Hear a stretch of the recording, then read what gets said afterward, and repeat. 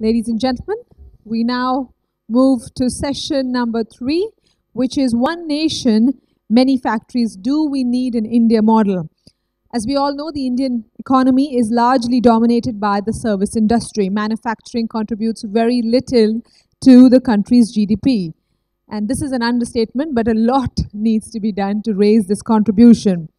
We have to shore up power, logistics, and exports to invite global participation.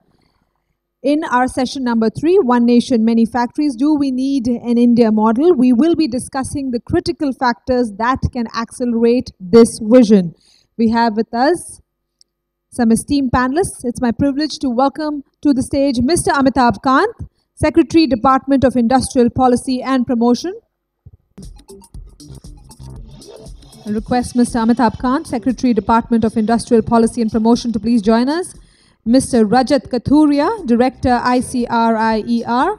Mr. Kamal Bali, Managing Director, Volvo, India. Ms. Meenakshi S. Das, Wholetime Director, Shriram, Pistons and Rings Limited. And we have with us, or we're very fortunate to have with us as our moderator for this session, Mr. Arun Maira, former member, Planning Commission. Over to you, sir. Thank you very much. We're going to get straight into it. The subject for discussion in this session is One Nation, Many Factories, and do we need an India model? The theme of the Mindmine Summit this year is about the decade of India and has a question at the end of it. Will this be, can this be the decade of India's greatness emerging? There are possibilities that India could take advantage of, but it will not be India's decade if we don't change our minds about how we are going about and have been going about doing things in this country so far. Changing minds about how things should be done is not easy, especially if some models have been successful. It's easier to adopt the models of success so far. I'll give you a story. The French army was a very successful army in the 18th and into the 19th centuries. Their armies were built up on the élan, the power of masses, who together, common soldiers, could take on other professional armies, like the armies of the Germans and the others. And in the French army, to get the people motivated, they were dressed in colorful uniforms. It made them feel good about themselves. It sort of frightened the other side also, that look at this large mass of very visible people coming to us. When the First World War started, the French army, both infantry and cavalry, went into the battlefields in very colorful uniforms, because that's what they believed is the way one gets success in war. Meanwhile, technology had changed, and you could shoot people from a distance. It was more necessary to be able to hide yourselves and camouflage yourself and then so attack. So in the first years of the First World War, the French army was largely decimated. Their theory in use of how an army succeeds didn't change, even though the technology and the world around had changed. Changing our minds, seeing new possibilities. Mahatma Gandhi, now we come to our subject, our country and factories.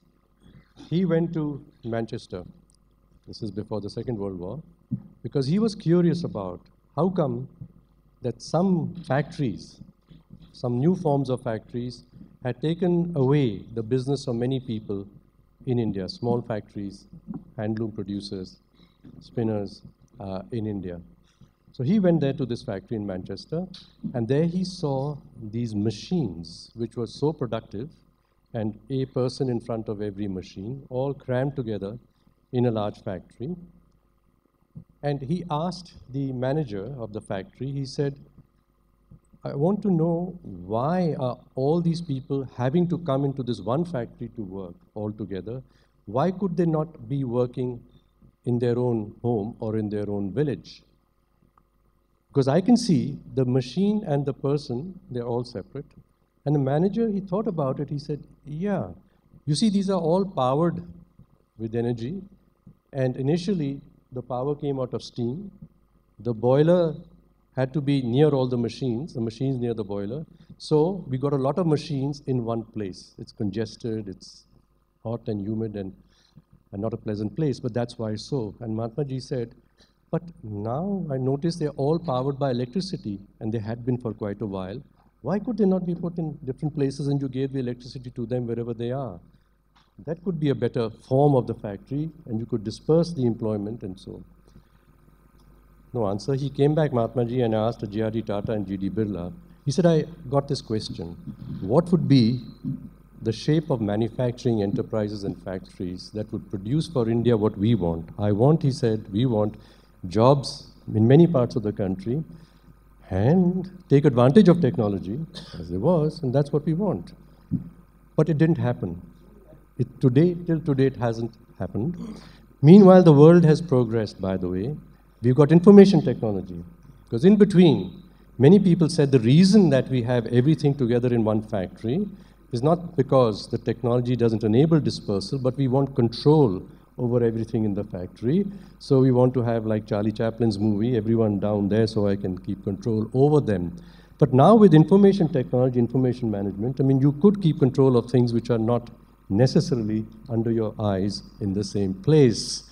So there is a possibility today of creating factories which have quite a different shape to the mills in Manchester, to the Henry Ford large automobile factory, which, by the way, is not a competitive form anymore, or even when you're talking about labor employment, the large Chinese factories. That's the old model. It's been successful.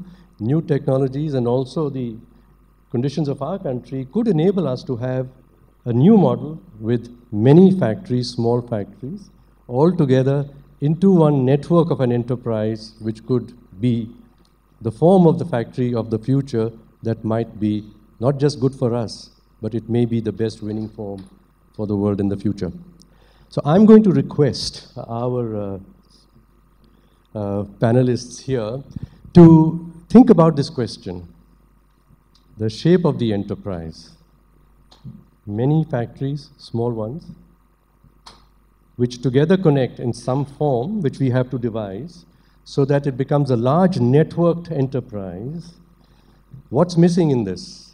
Physical connections, it's about manufacturing after all. Information connections, some governance structural connections to enable the factories of the future, which will be the ones that will enable India to get large dispersed employment in many parts of the country, labor-based employment in many parts of the country. So, question, right? And I'm going to ask Amitabh here, because it is your job to help India grow manufacturing to get 100 million additional people employed within the next 10 years. And we know that those 100 million people cannot be employed in industrial corridors which will not be ready in the next 10 years. They will have to be employed all over this country. So what is our model of creating industries all over the country which will be very competitive nevertheless?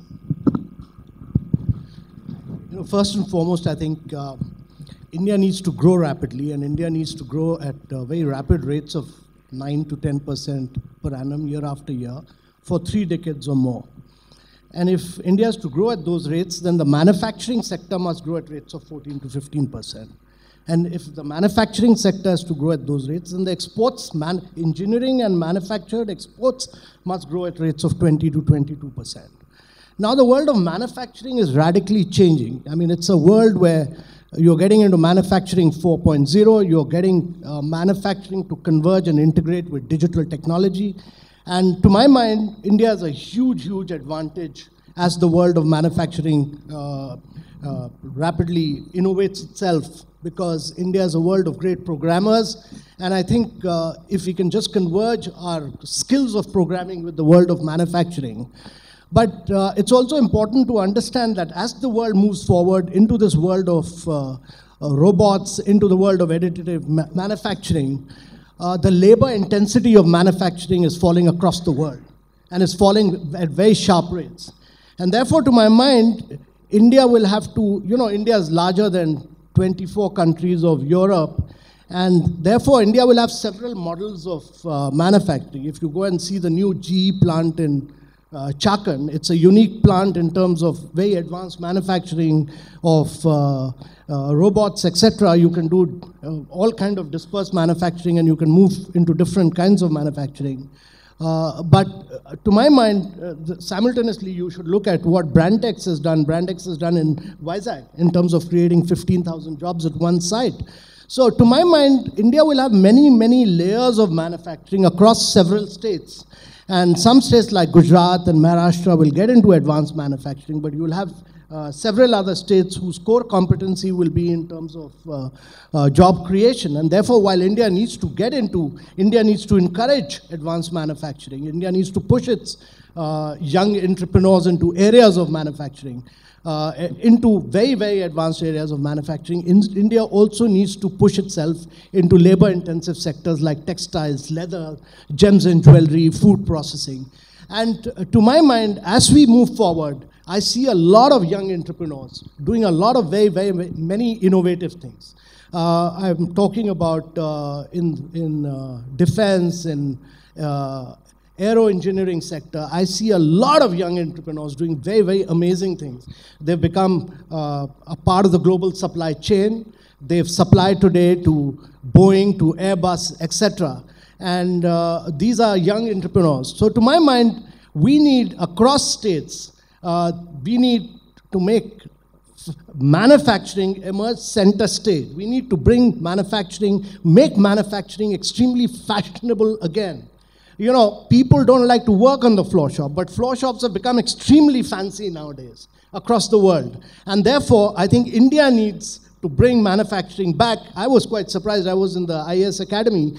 Out of 281 people, 281 young boys selected, 232 were engineers, young engineers. They have no job, they have no business to get into IAS. They should be back onto the floor shop and driving India's manufacturing. If India needs to grow at 14 to 15%, India needs young manufacturer to drive India back onto a high trajectory growth rate. And India will have many, many layers and many, many innovative measures to do this in the years to come. Thank you. You introduced something, two important things, but let's take the first one, and I'm going to go this way now to Rajat. You said that automation is coming into almost everything. We've seen it in the communication side. We're seeing it now in the manufacturing side, where like 3D printers, they say can do anything. And with a 3D printer, you need that one machine and one person who programs it, and that's it. That's the factory. It's a complete factory in itself. And so economists are beginning to worry all over the world. It's not just here, but in the US and Europe, to say, if everything is going to be automated, and it can be, and perhaps should be, question is, what are people going to be doing in the world at that time? And if the products that these machines are producing, who will buy them and where will they get the money for them if they're not employed in doing something? So it comes in a circular to thinking to say, what will be people's roles in these enterprises in which there will be a lot of technology, and there should be, but people will have to be engaged in some ways in these enterprises so that A, they're doing something useful in their lives, and B, is they're earning enough to pay for the products of the machines. Then, so what's your thought about the form of enterprises? India's need, by the way, we cannot be a country which says, oh, thank goodness the machines come, with Japan might say, since we don't have young people to work in the factory. In our case, we have to find the India model, which is going to get people engaged as part of a good manufacturing enterprise. Absolutely. I think the model of development has to be India specific. It has to be respect the local context. Jumping into your question, and then I'll go back to the question that you raised earlier. Jumping into the question that you asked, it's still, I think, in terms of research work in progress. Labor saving technical progress, and therefore its impact on growth, and therefore its impact on employment, is a research issue that we are contending with in ICRIER right now. How do technology and jobs, trade off, or can they go together? And whether there can be an alternative model, i.e. both can coexist, technology can coexist with labor-intensive manufacturing. And to a large extent, I think what is going to be true for India, what is going to be right for India, is that both will have to coexist. You will have very high technology items being produced in India, but you will also have, as as Mr. Kant said, the textile, the labor-intensive manufacturing, we cannot jettison them from India's economy. And this, concept of whether we should make in India manufacturing or whether we should make in India services, and whether there is a trade-off, I think let the market decide what that means, but both manufacturing and services will have to coexist. It cannot be an either and or solution, given that 100 million people are going to enter the labor force over the course of the next 10 years and 1 million per month, as you did in the Planning Commission. So I think labor-saving technical progress will continue to occur not only across the world, but also in India, and there are reasons for that. And let me spend a moment talking about why that is happening, is because, paradoxically, you would think that given the labor-abundant nature of our economy, there wouldn't be skill shortages. I bet you ask all the industrialists present in this room and ask them, do they face skills shortages? Are they having problems hiring people? What are the transactions costs of hiring people?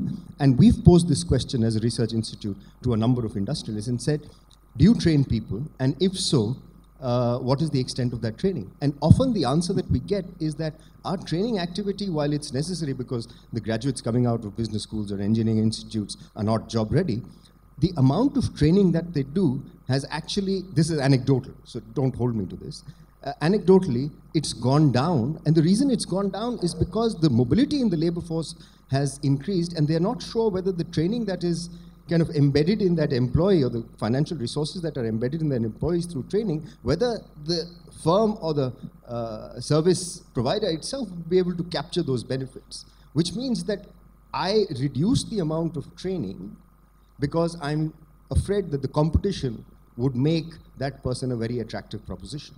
And therefore, the hypothesis is that, is skills training in India going down? That's one set of questions that we are asking, and we'll see the answers hopefully before the end of the year. So, despite being a labor surplus economy, we face skill shortages. And then at the lower end of the spectrum is the question of, why aren't people educating themselves enough as they did in the East Asian countries, in China, in Korea? Why is the demand for education not pushing pressure on the government to provide this public good? Why is private sector providing this public good, merit good, as opposed to the government? And the quality in the public sector, again, through research, this is not anecdotal, research suggests that the quality of education provided by the private sector on a value per rupee spent is more. Now, why aren't enough people demanding higher quality education? And the answer, again, that we get through our research is that they don't see worthwhile returns to education. Maybe this will change in the future. So these are the two paradoxes that we see in terms of skilling and the shortages that exist across all levels in India. The answer to the first question, or at least the speculation to the first question that you raised, which was about dispersal of manufacturing. And when I heard that question, my mind went back to a very nice academic piece that I read many, many years ago in the Harvard Business Review, written by Michael Porter, which is called The Economics and the New Clusters in the New Economics of Competition. And his overwhelming thesis in that article was really that, paradoxically, despite the evolution of ICT, despite the embeddedness of ICTs in modern manufacturing, it is really the proximity to the market, the backward and forward linkages that exist in the local areas that will define the future of manufacturing, and therefore define the future of clusters, really. He was talking about clusters. And therefore, manufacturing will have to be located in an area where there are clusters, there are forward linkages, there are backward linkages. Chips, etc., you don't need so much because maybe the global value chain or the regional value chain is well developed and the value to weight ratio is fairly high for small items like chips. But for manufacturing, for let's say for Volvo, you'll have to have all your suppliers and all maybe your people who demand your products located close by, as you mentioned, thereby leveraging the benefits of proximity and therefore reaping economies of scale and scope within the region, i.e. forming a cluster. And the final point I would like to make is about whether these clusters or special economic zones that we've had in India, will they be able to address the massive employment requirement or job requirement that we see in the country, whether they're going to be able to deliver on that front. That's again an open question, but I would leave you to think about the question of deindustrialization, the question that economists have raised. Is India deindustrializing, or has it moved from agriculture in the transformation sense, from agriculture too soon to services and too less attention on industrialization or manufacturing, the point that Mr. Kant also raised? Well, I think you raised three questions which you are exploring, and we look forward to what you find on those. Let's see what those three were. One was about the clusters. I mean, forming agglomerations of enterprises rather than all under one corporate entity, right? That's the point. So if you can do it very effectively, means the agglomeration is done efficiently, effectively. It doesn't matter how small the components are. In fact, the larger number of small components that you have, the greater is the resilience of this enterprise, okay? So that's a form to go, especially when the world is uncertain. You should not be going for very large things because they are quite vulnerable. Go a combination of many small things, and so look at the factory of the future for India, perhaps is that way. The other question that you put very well, I think, as we're exploring, and that's a key one, is that if India's abundant resource is people, then we must devise a technology of manufacturing which uses more people. Other people will devise technologies of manufacturing which suits their situation, technologies which are without people and more automation. If we devise a competitive model of an enterprise which is based on more people, we'll have a sustainable competitive advantage, provided we see those people as the assets of the enterprise. And we don't at the moment see people as the assets of the enterprise. We see them for one of two reasons as a nuisance in the enterprise. Yeah? Either because they're not sufficiently skilled, or to employ people is a hassle. So they are a nuisance. So I'm not building on a sustainable source of competitive advantage for an enterprise in India, a manufacturing enterprise, if my attitude towards the people is not right. Now, skilling people, how does it happen? And that's the point I wanted to come. This skilling of people is not something to be done by someone else. Yeah? It's part of the enterprise design. That's how you improve the competitiveness of your own enterprise. You create innovations which become tacitly known to you and not to anyone else, and that is the source of the competitive advantage. And with that, I'm going to turn to you in Volvo. We were talking earlier about the long history of Volvo in the truck business, and it has been known for a long time as being not a large company. It has never been, not till recently ever, the largest truck company in the world. It was always smaller, but all of us in the truck industry always looked up to it to say the innovations, not just in the product, but in the form of the enterprise, were coming out of Volvo. What thoughts do you have for India now? You're in India here. About the nature of the factory that would be a good factory for India. I think a very important point you've raised. And first of all, just to begin with, just to re-emphasize the point that the fact that manufacturing is going to be the torchbearer of this economy over the next couple of decades need not be overemphasized. I think Mr. Amitabh, Kant and many other speakers have talked about it a lot. I think it's no longer an economic imperative alone. I think it's becoming a social imperative. And seeing our demographics, the social makeup of our society, I think it's important that manufacturing takes the front seat for the next 20 years for several reasons, for job creation, etc., etc. Of course, there are hurdles and roadblocks which I'm sure with the leadership of people like Mr. Amitabh Kant, those will be removed, whether it is labor laws, whether it is land acquisition, whether it is taxation regime, all those things, I'm sure the ease of business would be assured. But to my mind, the most important thing is a currency of trust. I think there is something which is missing in the system. Why this is not happening is trust. I think the whole ecosystem in the country, whether the political leanings, left, right or center, we all must agree that manufacturing is the right thing for India. It is not robbing Peter to pay Paul. So I think that's one consensus we need to reach between politicians, government, industry, all stakeholders. I think that's the first thing to my mind. Coming to your point very clearly, the second point to my mind would be frugal innovation. I think that is very, very important, and that's the model which will work in India. And that's what Volvo is trying. We had a joint venture with ICRIER because we thought Volvo has a cost structure which probably would not be very good at frugal innovation in India. So we have joined hands with ICRIER to do some things, and we have already achieved a number of breakthrough at a small level. Baby steps we have taken. We've achieved some nice breakthroughs in that direction.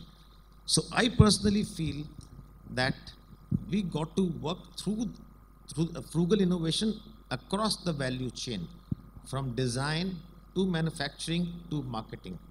And it can be a business model innovation. It doesn't have to be a product innovation.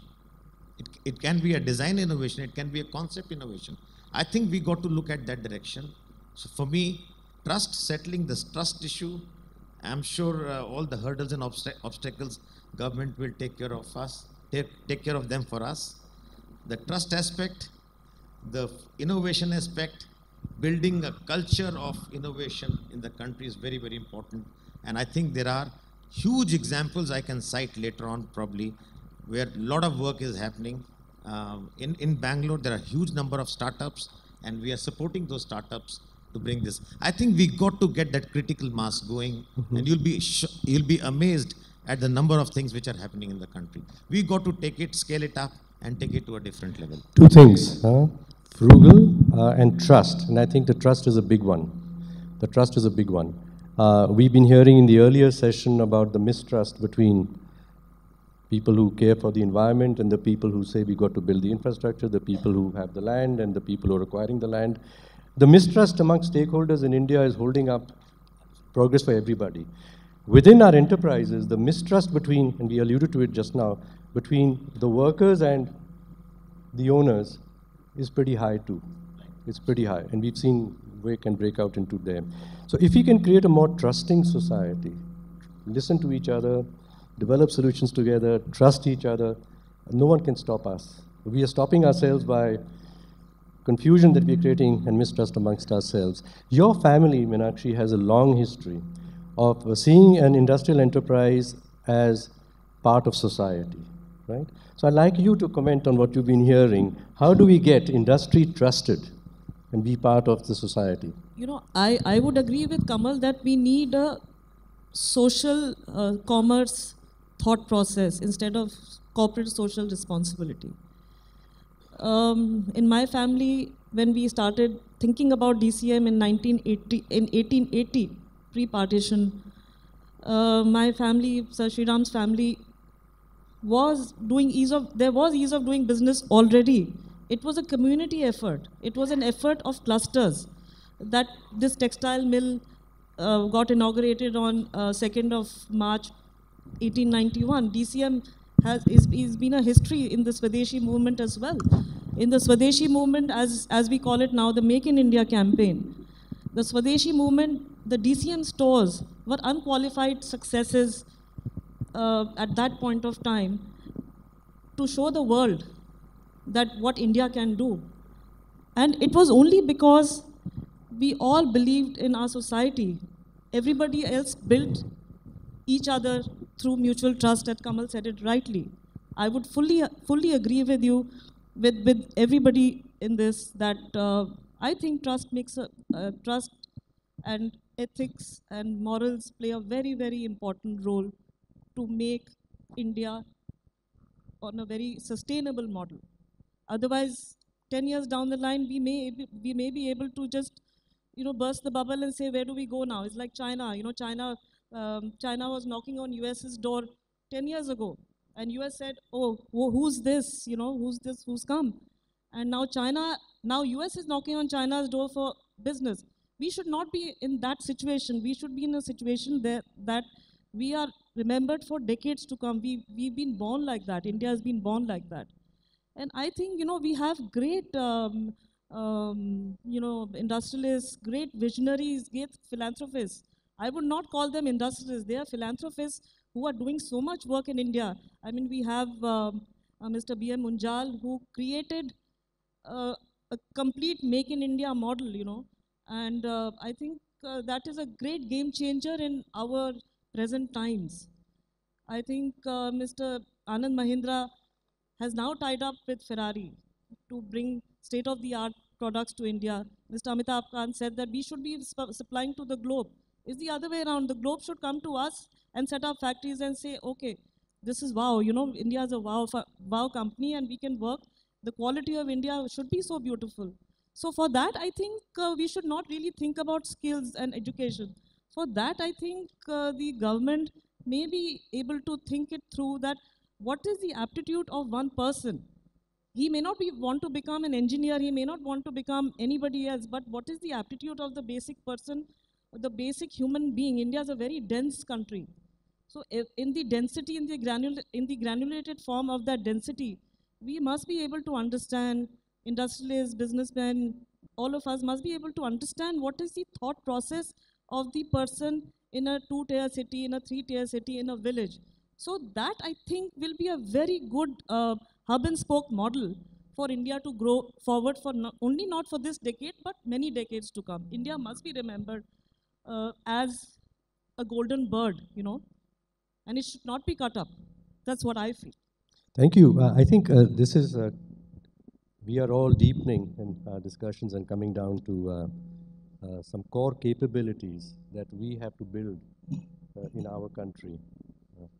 And what are those core capabilities? One of them clearly is that in our enterprises, we've got to respect the people who need the jobs, that they don't have the skills, but they wish to learn and create an atmosphere that they learn in our enterprises. And I wonder what your study is going to point out about.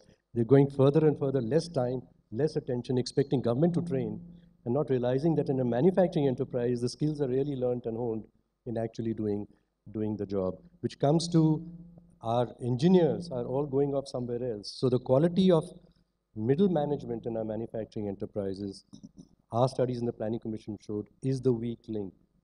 You can get more skilled people, but if you don't get good middle-level managers, those skilled people will get so angry with the situation, and it's even worse. You don't get the best out of them. We found in the textile industry by the consultations and that, so they said, yes, it's fine to put more skilled people, but my supervisor, he's the key person, because he schedules the work. He takes advantage of the various levels of skills people have. I want a vocational development program, these are the small enterprises saying, a vocation of managing like a foreman. And Germany, that's the strength of it. Yeah, is that middle level is so. So I think refocusing about management, better manufacturing management, and it's an art and a skill. So again, complementing the Munjal family, the university that you are creating, also the school that you're supporting in Mohali, it's focusing on what Mr. Bridmon Munjal had by instinct brought about is good management, which cares for people, which cares for people in the enterprise. The other thing, and this is to Amitabh now, Amitabh, to get over the difficulties that enterprises have means, as we said, they need land, they need environment, they need to be solving industrial relations problem, not having them. It seems that we need to create systems by which people develop trust in each other. So to develop the capability in the country for people to work together, shouldn't that be part of your strategy to grow jobs in this country?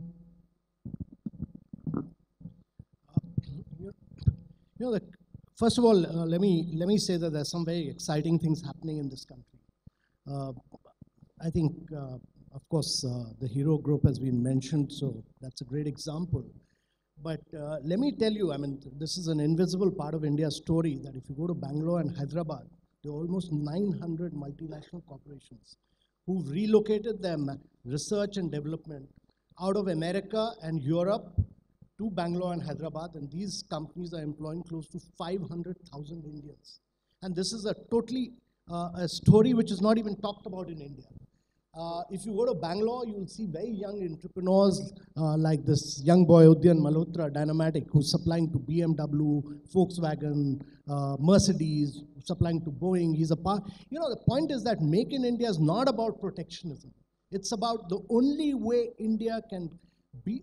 This is a globalized world, and India must become a part of the global supply chain. And you can become a part of the global supply chain only if you excel. And Indians need to excel. And therefore, you need to create new entrepreneurship. And it's the new entrepreneurship. Research shows again and again and again that it's new entrepreneurship which creates jobs. And therefore, what we find in India is that there is a lot of new entrepreneurship. I mean, Indians are taking on the Amazons of the world. The Flipkart and Snapdeal are taking on Amazons of the world. But it's all happening in the digital world. A lot of that more needs to happen in the manufacturing world. We need to spring out about 10,000 young entrepreneurs every year. These will grow, prosper, and take India to another league. But for that to happen, the politicians must realize that India needs to grow at 14 to 15%. We are becoming too overheated, politically we are becoming too overheated a society. You need to depoliticize land. You need to depoliticize labor. We must understand that 84% of your employment is coming from the MSME sector. 84%. 62% of that comes from micro enterprises. What does it show? You are not allowing micro enterprises to grow. Allow them the freedom to grow big. That's what you need in this country. If you don't allow them to grow big, how will they grow? I mean, how will India grow? You need young entrepreneurs to prosper. I mean, if they prosper, India prospers. And the politicians must realize this, that you have an antiquated labor law which is frozen in 1960. We have the worst labor law in the world. Worse than the only other country which has a worse labor law than us is Pakistan. India must take a call whether we want to be Pakistan or we want to be a developed, first-class, world-class nation. Amitabh, I don't want to be Pakistan. I left. My family had to be refugees out of which is Pakistan now, and I'm very much here in India. And my father started a small enterprise in this country. Talking about entrepreneurs and small enterprises, we must encourage them. What are the biggest challenges that small enterprises face? There are two. One heard in the earlier session is getting credit. It's the number one challenge. Number two is the hassle of dealing with factory inspectors and so on. Exactly. Number two, okay? Number three is access to markets. They don't have those networks. So if we wish to grow more enterprises, it's actually the enablers that are missing is not so much the constraint of labor laws for them. At that stage, he doesn't have a labor law problem at all. He doesn't have any labor, actually. He wants to grow. So get it right. Our diagnosis should be right, that if we want to grow more enterprises, we have to solve the small-scale sectors requirements for working capital in which the big companies have a role to play. They don't pay their small suppliers on time. And the ICRIER calculations show, by the way, that if every big company paid what is contracted to pay to the small companies, and they're required to declare it by law at the end, and they do, if they just paid on time, the profits of the small enterprises in this country would go up by 25%. No need change in laws. Just the big guys who talk about the value of the small guys, it's a trust matter again, doing it. But also other systems, because a small entrepreneur at the moment is not a supplier to anybody. He needs money to start growing his enterprise. So our investment systems, credit systems to small enterprise, and therefore the new government's, this new program is right on, is completely on. And ease of doing business is right on in doing that. I want to link it to the networks idea. The small enterprises, if they saw there were networks around towards marketing, towards financing, that's the atmosphere, the ecosystem that grows a small enterprise. So it comes back to what we were talking. India needs to grow ecosystems. Not big factories, but good ecosystems. Whereas we are focused so much on the problems of people who want to build a big factory, their land and their labor problems. I'm sorry. That is, as I said, the old model. It's not suited to India at all. And lastly, please, we have to say, where are we? And we have to go there from where we are. We cite China a lot for labor-intensive manufacturing. Well, China did not have land problems because they never gave the rights to people for the land. China did not have labor problems because the labor did not have a right to protest.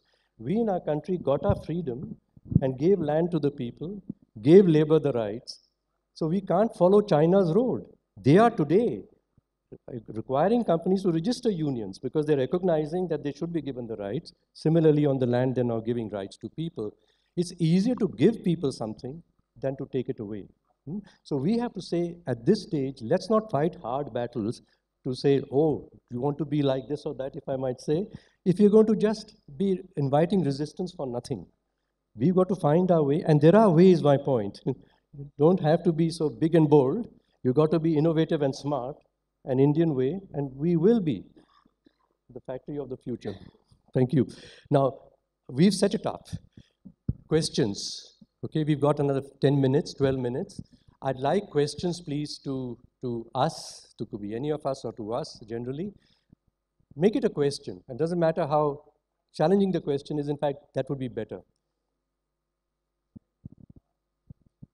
Yes, there is a couple of hands at the back. If you can get the mics at the back, please. And if you would just say just who you are, just your name or organization, and ask your question and direct it if you so wish to anybody. Oh, sorry, there's someone at the back there. We'll just come to you. Yes, come. Oh, carry on. Oh, thank you, sir. My name is S.T. Saxena. I worked in telecom for a long time. See, in the Make in India, like a lot of slogans, everybody is talking about Make in India. But at the ground level, I would like to know from the panel, and especially Mr. Kant, what are the enabling decisions and policy matters which have been taken in? That is one. And Mr. Chairman, you were talking about Gandhiji and the factories in Manchester. Very beautiful example. I would like to further enhance that, and I would like to tell you that Gandhiji saw to it that all the factories in Manchester closed down because he took a movement which absolutely created Charkha movement and closed down, the Swadeshi movement closed down, and maybe DCM came in and so on. So I think we are in a situation which is a war-like situation. The kind of unemployment, you'll have to come to the market and see. A graduate engineer gets 4,000 or 5,000 rupees per month. Now, in a war-like situation, we cannot get away by quoting democracy all the time. There has to be very serious solutions to be found. And I would request that the panel comes up with solutions which can really fix this and do Make in India a success. Thank you very much. Let's take a few questions. Huh? Okay, that's one, that we should declare war and stop democracy for a while. So we have comments on that, right? Okay. Second question. Yeah, I'm Prabir Bakshi, George Washington University. Just came back to India as Vice Chancellor of SRM University. I heard very nice points. One thing I would like to hear is, if we want to be the Make in India destination, we have to be world class. What are we going to do, or we are doing, to ensure that we have educated and skilled our people? As I asked even earlier, that even the IITs have 40% vacant faculty positions. Who is going to train these people? And who is going to look after faculty? Why is faculty not there? Because we are not looking after them. Thank you. Thank you very much for the question.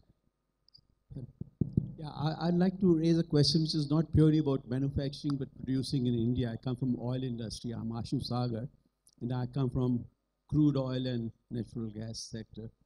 Now, what we see is that there is a lot of knowledge on the policymaker side, but the decisions which are being taken ultimately are not because it's a better economic policy, it makes more economic sense, but because it's inconvenient to follow the right path because of the processes we have in this country like CAG, CBI, etc.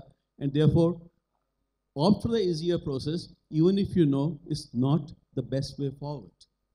And we have quite a bit of stagnation, even not knowing whether the days to come we are going to have back to NOC regimes or even want the private sector or not. So how do we resolve these produce in India problems? Okay, I'll take these three questions, and I'm going to exercise my privilege of directing these questions to some people. This the role for the private sector and permissions required by the private sector. Certainly, you would be the best person to answer the question. There is this matter about the war and not buying foreign goods, Mahatma Gandhi, and we shall produce, Desh mein banayenge. I shall request you to answer that question. The training and the world class, I think both of you have talked about it. So if you could, both of you. But I'll begin with you, Amitabh. Firstly, I think we've made India extremely complex, very complicated, and a very difficult country to do business in.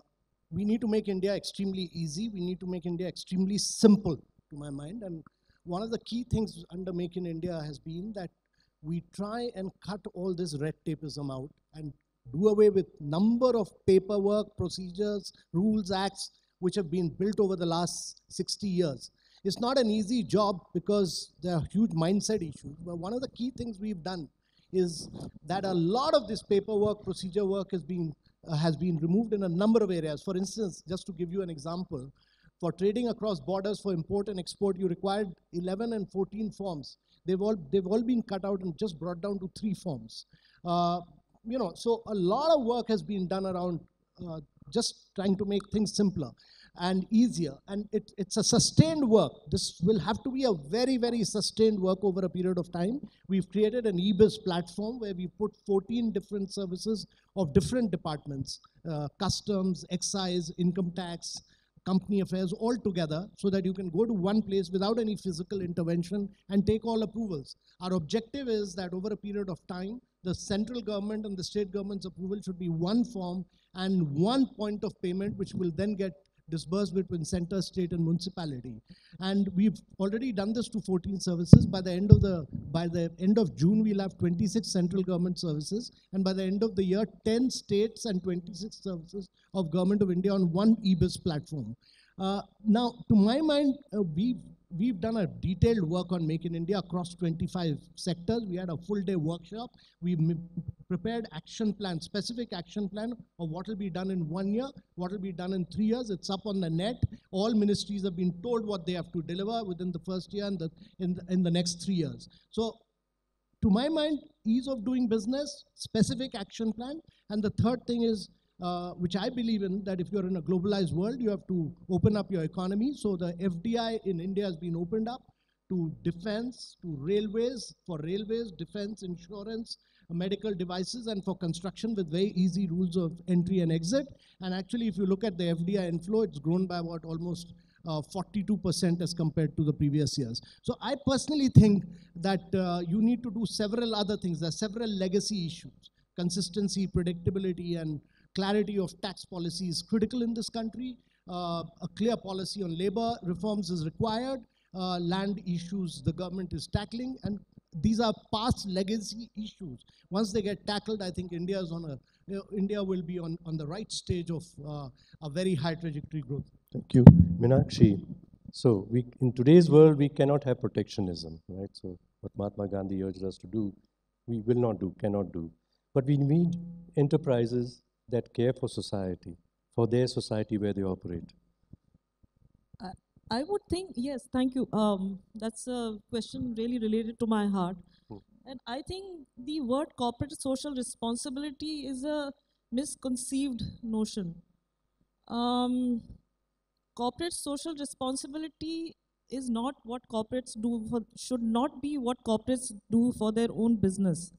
I think the government set it up to address the society in their own clusters. The ecosystem has to be developed by so many industries. Sugar mills were developed by community effort. Textile mills were developed by community effort. So all the industrial corridors must be, community-based, that they enhance the social needs of the community. How many strikes, how many labor unions are there? It is just disrupting everything. And in my history, in my family's history, we've never believed in, moving away from the human resource. Human resource is the basic, core of every industry. So when we have many factories, many industries, the human resource must be they may not be educated, but they must come up to a level where everybody gets employment.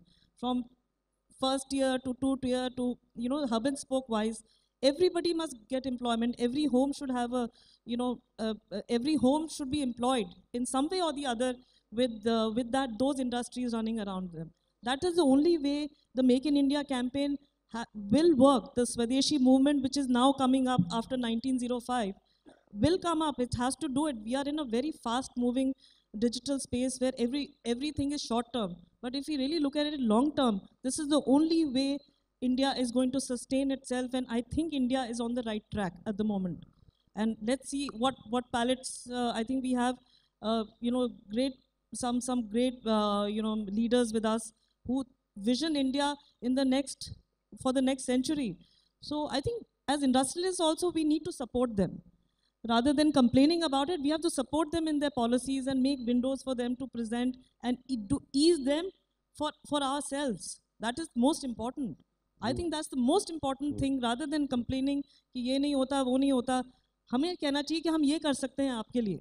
So we are partners together in the progress. This coming up again, that building the capabilities of the people, but the question was, we need to build the capabilities of those who have to build the capabilities of the people. And the matter which you raised about the orientation, is it my responsibility to build capabilities, both of you? So, I think excellence is a way of life. And, whatever, it's an off-use cliche, but it's important to recognize that. And what Mr. Kant raised is that, there are several things that we need to do if we need to become a nation that makes in India and makes it well and, goes up the value chain and gets into high-value manufacturing. And whose responsibility is it? There could be a long-winded answer to that question. Government has to provide the public goods, and the private sector will then ride on those public goods and deliver. Often what's happened, the private sector has had to provide the public goods on its own, in the sense, you need to provide electricity, self-provisioning of water, self-provisioning of transport, which adds to the costs of business, which is the point that Mr. Kant is making. It just adds to the costs of doing business, and you bring in the taxation regimes, you bring in the weak infrastructure, you bring in the weak, doing business indicators, the logistics performance index. As a country, we spend more on logistics as a percentage of GDP than any other country in the world. It's upwards of 14 to 15%. And that's very, very high. That needs to go. So the point I'm making is that there is not one thing that we need to do. And I think it's just reinforcing what Mr. Kant says. There's several things. And when you start talking about the tax regimes, the trust deficit automatically comes into the picture, the ability of the government to meet its fiscal targets and therefore not become, going after the same people who are paying taxes, etc. All of that, as a general equilibrium in a setting, a lot of things need to fall in place before we move into excellence and high-value manufacturing. One of the things is that if we move into high-value manufacturing, without going into manufacturing, we will be defying the learnings of history. China is where it is today after going through a process of industrialization, which is the textbook case of industrialization, from agriculture to industry to manufacturing and now to services, and excellence in manufacturing. So it's a process. If we leapfrog to high value immediately, and there are examples of high value manufacturing in India, but there are also lots of weaknesses, but there are examples. There are these kind of islands of very high value in the automobile sector, in the IT sector, in the pharmaceutical sector, where we've achieved high value manufacturing, where we're actually exporting and competing with the best in the world. But it's in islands, it hasn't become pervasive. And for it to become pervasive, for Make in India to be successful, there is not one thing that we need to do. Skill shortages, faculty shortages, it's a part of the problem. Those of you who are familiar with the kind of National Knowledge Commission and their desire to set up 1,500 universities to cater to the number of people coming out of schools and into higher education, one of the things that the National Knowledge Commission said was, it's not about bricks and mortar, it's not about just building 1,500 bricks and mortar institutes, and as the Hero Group will recognize, it's also about the soft skills. It's also about where are you going to get the faculty? Are we producing enough faculty to be able to man our universities that we are creating? And lots of private universities are being created. So that is also something that you talk to people who've set up private universities, and the first thing they will tell you, it's not the bricks and mortar that's a problem, it's the soft skills, it's the faculty that's a problem. A lot of faculty is now being imported from abroad, and they are willing to come. Indians who are wish to relocate to India, they're willing to come back. So my short answer to that question, is that it'll be difficult to unpick one element that is a problem that we need to address. Skills is one element that we need to address. We need to address infrastructure. We need to address, implementation, execution, cooperative federalism, as the Prime Minister is calling it. Give more power to the states. That is definitely the way to go forward. You cannot control everything from the center, and the inevitable, the governance and trust deficit. It's a favorite subject of mine. So let me just say that countries with good governance, good institutions, historically over centuries have grown faster than countries with weak institutions. Higher growth in India will demand better institution, will demand better accountability. So it's growth that is coming first, and India will grow at 7.5%, 8%. I agree with Mr. Kant that the fundamentals are in place. As Christian Lagarde, the IMF managing director, said, India is in a bright spot. It's no other country in the world today is in the spot that India is in. So India will grow, and growth will then bring about the demand for better institutions, better accountability. And I hope we are going to be able to grow. Kamal, it was almost the last word, right? Yeah. So you've said it all. Little left for me to add, but I'm sure I have 3-4 points to add. I'm sure Mr. Amitabh Kant is going to fix the roadblocks on infrastructure and other things. I'm not going to talk about that. I think my first point would be create a pool of mentors on different domains, and these mentors will guide companies in various sectors. I think that's the first thing, and these people should be people with impeccable credentials and who have had results, who have had winning styles in the past. I think this is something very, very important. We need to create a pool of 1,000, 5,000 mentors across the country. I think that's the first point. Second is empower and bring women who occupy half the sky into the mainstream. I think we can't afford to become a sustainable world-class economy if 50% of our population is not part of it. I mean, I think that's very, very important. Third is create and follow the German vocational education system. I think this is very, very important. And I think there's a huge mindset amongst the educated lot. The children have to do a graduation. They have to do engineering. They have to do medicine. Why not they graduate out after class 8 or class 10 and get into a vocational education? I think that's the third. And this is a matter of mindset. Government can't do anything on this. I think government can only create probably some vocational education institutes. But I think the mindset of parents like ours to send our children to those will be very, very important. That's the fourth. And I think the fifth is create startup incubators. There's a lot of good work happening in Bangalore. I must cite an example of Blue Sky Angels, who have done a great work. Let me give you some of the examples of... Briefly then. Yeah. Short time. Yeah. So one guy is coming up with a treadmill for landing of jumbo aircraft. So this will be a treadmill about 500 meters long. A jumbo aircraft can land on that. And they will use a lot of kinetic energy developed through that treadmill. I think these are some of the great work happening in India. Now these young boys and girls, these technocrats need support from mentors. They need some funds to really take their vision and mission forward. I think so. Carbon capture from thermal plants, 3D printers, ear implants at 10% of the US cost. So a lot of good work is happening, and I think there are many, many examples. We need to create that critical mass, and then you will see manufacturing will really go to a different level altogether. And last but not the least is we got to move from investment to knowledge cycle. You know, I mean, we are currently at the investment cycle. We need to move on into knowledge and innovation and wealth creation cycle, I think, of economy. That's all I would like to. Thank you.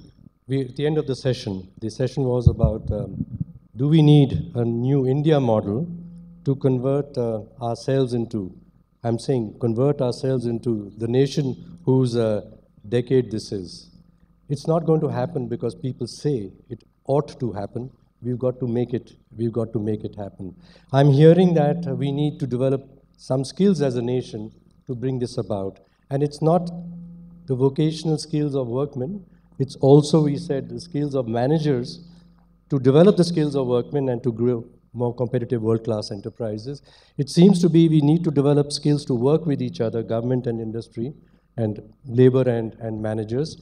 A collaborative enterprise. So many individuals, and we are a democracy with their rights, many factories, small enterprises, and with that being one big, powerful nation. So the trust, the governance, learning how to be better at that. We are damn good at arguing, at arguing, the argumentative Indians. We, I think, quite poor at listening to another and coming to an agreement together. As a lady, you shall have the last word and we finish. You know, very interestingly, we've come up to the society and social studies. My grandmother, she was 100 last year. She actually changed the world. She was a pioneer during independence to bring the soft skill industry of arts in India. I think arts plays a very important role to be sensitive, all along.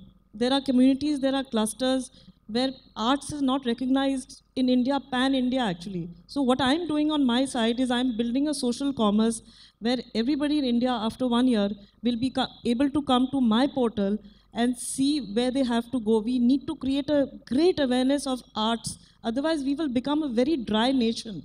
I don't think we need to become a dry nation. We need to become, it's arts and culture and heritage, is a very important part of India. So if we don't address that, the social studies itself will not be able to come up to the level what we are looking for. I think the corporate social responsibility genesis has to happen from there. Thank you so much. We're now closing this session. I hope, well, I enjoyed it a lot. I hope you enjoyed our discussions, and I hope you did too. And we are going to give you a round of applause for being with the audience. Thank you so much. A very spirited session and a lot of positive energy coming through. So let's have a big round of applause for our audience as well as our respected panelists. It's my privilege now to request Mr. G. Anand Anandalingam, Dean, Imperial College Business School, to please join us on stage and present mementos to all our respected panelists. Welcome, sir. Request you to please present a memento to Mr. Amitabh Kant.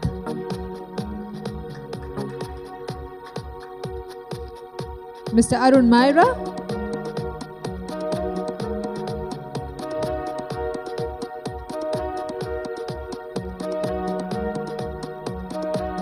Miss Meenakshi S. Das.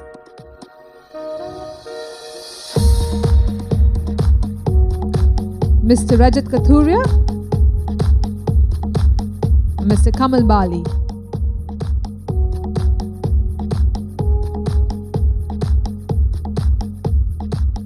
Thank you all. It was truly a pleasure to have this wonderful session.